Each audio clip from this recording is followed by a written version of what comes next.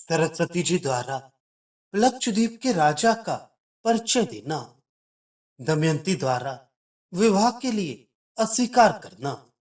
सरस्वती देवी उस दमयंती से फिर बोली, हे दमयंती, कुमकुम के समान लगे हुए जन अनुराग वाले तथा चंदन लेप रूप दिग्विजय जन्य कीर्ति समूह से शोभित बाहु वाले इस राजा में अनुराग करो। अर्थात इस राजा के प्रत्येक अंग में रक्तवर्ण कुमकुम लेप जिस प्रकार लगा है, उसी प्रकार प्रत्येक अंग के सुंदरतम होने से उन्हें सभी जन अनुराग से देखते हैं तथा बाहु में श्वेत वर्ण जो चंदन लेप लगा है, वह ऐसा मालूम पड़ता है कि यह बाहुओं द्वारा दिशाओं के विजय करने से कीर्ति लगी हुई है।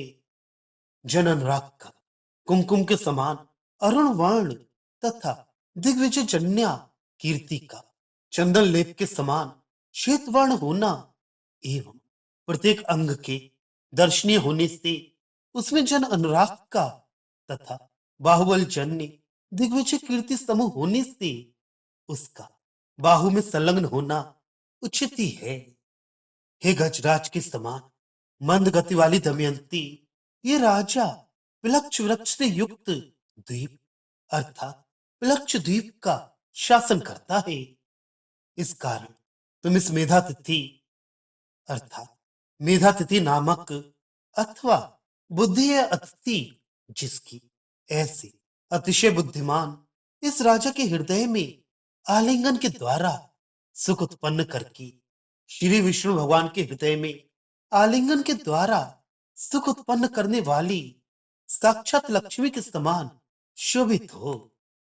उस लक्षद्वीप में शाखाओं में लटकते हुए झूलाओं से चंचल समस्त अंगों वाली जनता से अनुराग उत्पन्न करने वाले तथा भूमंडल के छत्र रूप उस विशालतम लक्ष वृक्ष को देखने पर क्रीड़ा करने झूले पर चढ़ने के लिए तुम्हारी भी रुचि होगी।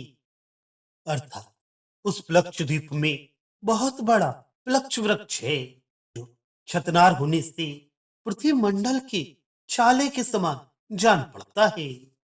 उसकी डालियों में झूला लगाकर बहुत लोगों को चढ़े एवं झूमते हुए देखकर तुम भी झूले पर चढ़ना चाहोगी। हे चकित चकोर के समान चंचल नेत्रों वाली दमयंती, पृथ्वी का चंद्र सुप्रसिद्ध ये मेधातिथि राजा तुम्हारे अधरामृत को पीकर उस द्वीप के पर्दे बने हुए इक्षु रस के जल के रस को नहीं चाहेगा। अर्थात चकोर चंद्रामृत का पान करता है, चंद्र चकोर का पान नहीं करता। किंतु प्रकृति में चंद्र रूपी राजा चकोर नेत्री तुम्हारे अधर का पान करेगा। ये चकोर के चकित होने का कारण है।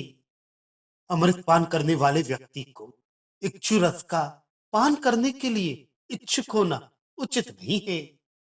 उस लक्षद्वीप में उस चंद्र से भिन्न देवता का अनभिज्ञ अर्थात चंद्रेतर देव की भक्ति नहीं करने वाला चंद्र भक्त जो आदमी सूर्य को बिना देखे सूर्य भक्त के समान चंद्रमा बिना देखे भोजन नहीं करता है, तुम्हारे मुख के देखने से ही अमावस्या में भी भोजन करते हुए उस चंद्र भक्त व्यक्ति का व्रत भंग ना होए।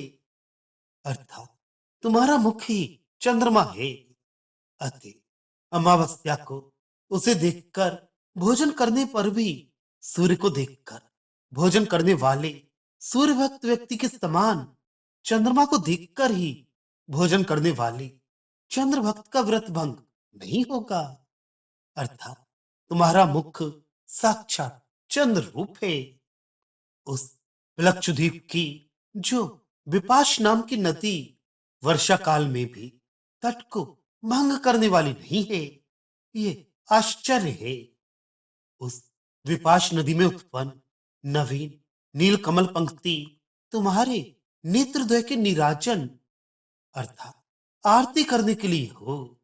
इस शोभमान मेधातिथि नामक राजा में शीघ्र यह स्वयं यह सत्य अनुराग करो भाव ये है कि विपाश नदी अन्य स्थानों में तटों को तोड़ती है, किंतु इस राजा के द्वीप में नहीं। अतः वहां पर उत्पन्न सरस कमल पंक्ति स्थिर होकर तुम्हारे नेत्रों की आरती करती हुई सी जान पड़ेगी। इससे दमयंती के नेत्रों की शोभा सरल कमलों से भी अधिक है, ये सूचित होता है। हंस इस राजा के यश से समस्त जल के दुग्ध बनाए। दुग्ध के समान श्वेत किए जाने पर उन दोनों जल तथा दुग्ध के परस्पर विचार करने में मुग्ध हो जाएं। अनेक अर्थ वाले कोश का विषय दुग्ध तथा जल शब्द में दो अर्थों का कथन आज असत्य हो जाए। अर्थात इस राजा के यश से जल के भी दुग्ध के समान बना दिए जाने पर क्षीर तथा पयस शब्द के दो अर्थों को कहने वाले अनेकार्थ कोश का विषय निष्प्रयोजन हो जाए। नल की भी अत्यंत स्पर्धा करते हुए इस मेधातिथि राजा की कीर्ति को कैसे कहूं। अर्थात इसकी कीर्ति का वर्णन करना दुस्साध्य या असाध्य है।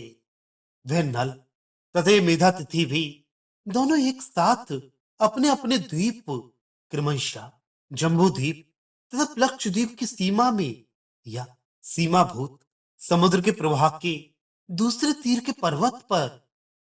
पर बल द्वारा आक्रमण करने चढ़ने का पराक्रम करते हैं, अथवा आक्रमण रूप पराक्रम करते हैं। अर्थात नल तथा ये मेधातिथि एक साथ ही अपनी अपनी कीर्ति को अपने अपने द्वीप की सीमाभूत समुद्र के पार वाले पर्वत पर चढ़ने के लिए भेजकर अपना अपना पराक्रम प्रदर्शित करना चाहते हैं। आह्वान स्पर्धा करने की इच्छा करते हुए पद से ये नल की स्पर्धा करने की इच्छा ही करता है। हीनवल होने से यह स्पर्धा करता नहीं। अथवा ये नियम है कि बड़े के बराबर होने के लिए उसकी स्पर्धा छोटा करता है, छोटे की स्पर्धा बड़ा कभी नहीं करता।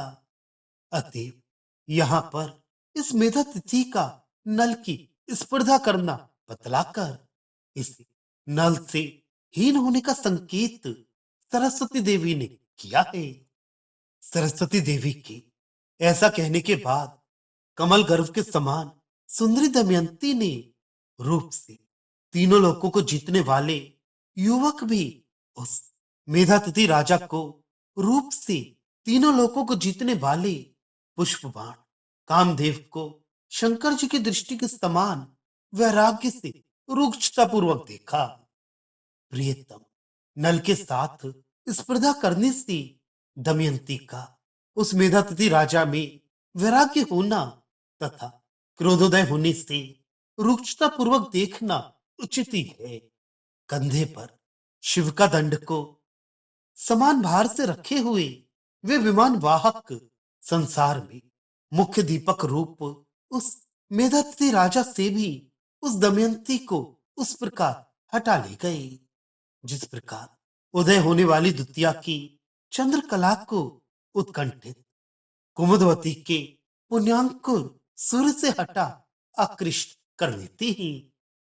अमावस्या को संपूर्ण चंद्रकला सूर्य में प्रविष्ट हो जाती है।